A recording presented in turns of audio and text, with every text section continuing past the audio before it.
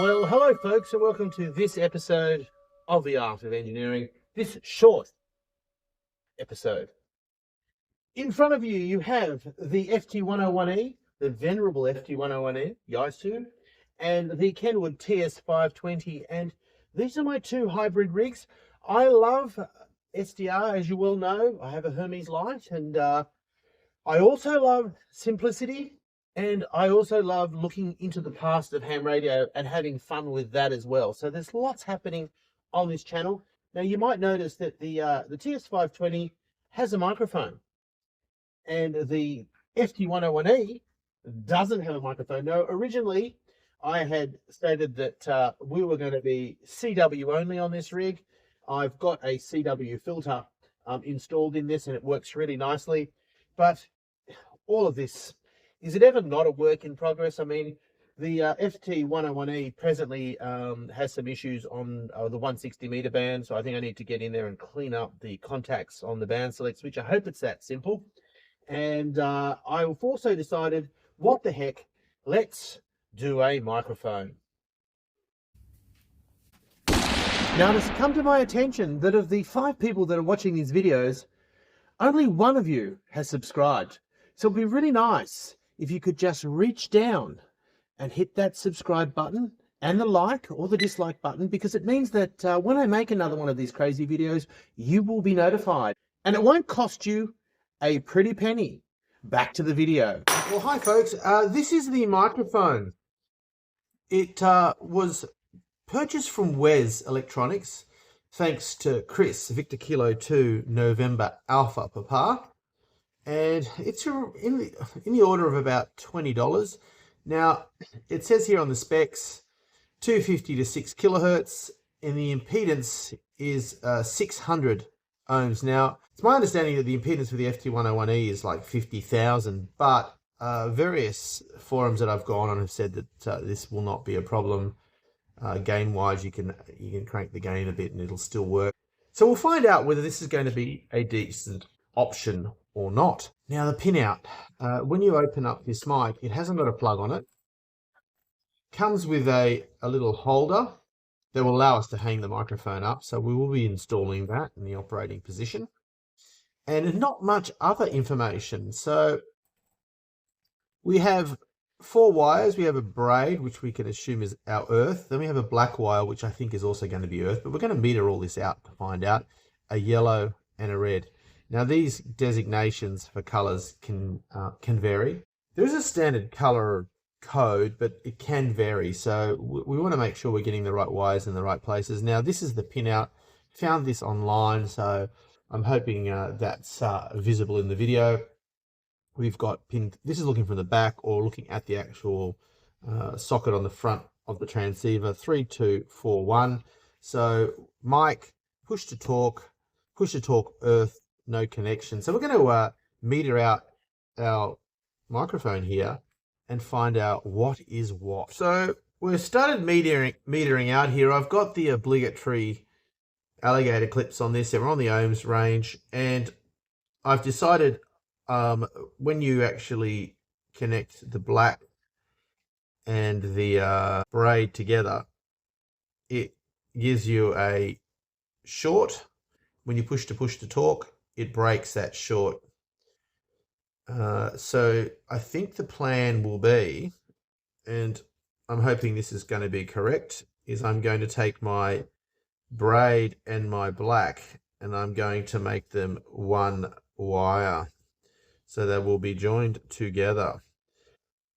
And then we need to work out, once we've done that, what yellow is and what red is on this connector here. So we've got our braid and our black wire connected together, and I'm going to go to the yellow, and we're getting nothing at the moment on the meter. When I press the push to talk, I'm getting 0.520 kilo ohms, which I am assuming is the mic insert. So I've labeled that yellow. That's the order of about 500 ohms. And then, of course, if we go to our red, I'm hoping red is our push to talk. At the moment, it's open circuit, push the talk button, and it goes to a short circuit. So that is the pin out. Push to talk, red on that pin, pin 2.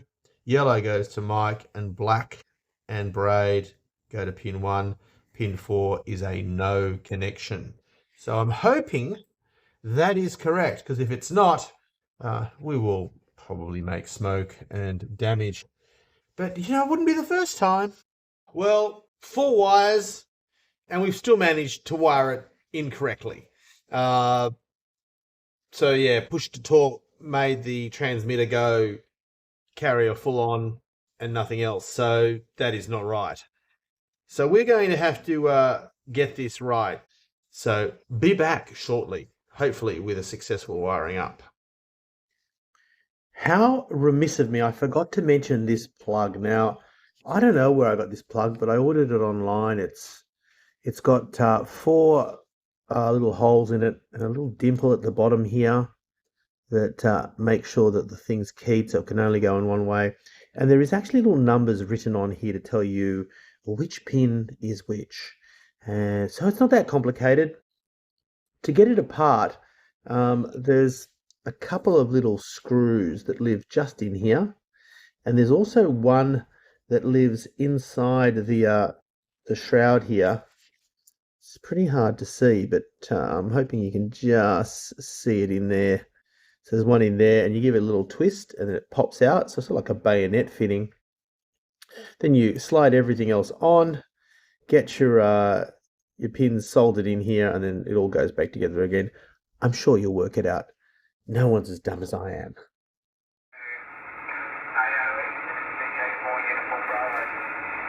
Yeah, VK4 Uniform Bravo, VK2 AOE. Thanks for that, Warren. Yeah, I think most of us hams, when it comes to antennas, everything's a work in progress and temporary.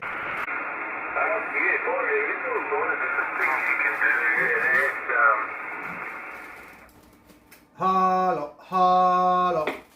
Microphone is working, which is wonderful. Few stuff ups. I shall tell you about those in a moment. We always like to share the stuff ups. We will put the holder in for the microphone now, if I can find it. Where have we left it? Oh, it's over here. So I am thinking nice place to put it would be just here, where I originally had my the TS520 microphone, which is now living over the other side. Now let's see if we can get this in.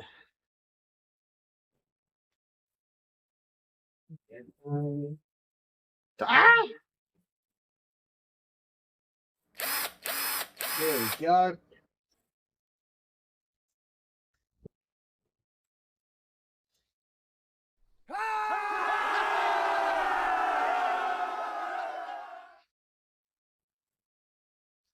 So, pin out. Have a look at this piece of paper here. Red went to 3, yellow went to 2. We had no connector on 4, and the black and the braid went to pin 1. So looking at the back, or if you're looking at the actual front of the radio, 3 is red, 2 is yellow, 4 was no connection, and the braid and the black lead together onto pin 1. Seems to do the trick, as evidenced by that QSO that I just had with Warren, VK4UB. So thank you, Warren, for that QSO and that signal report. And that is how to wire up, or how maybe not to wire up the Yaesu microphone. Who knows? Proceed at your own risk. Remember, I am a bona fide.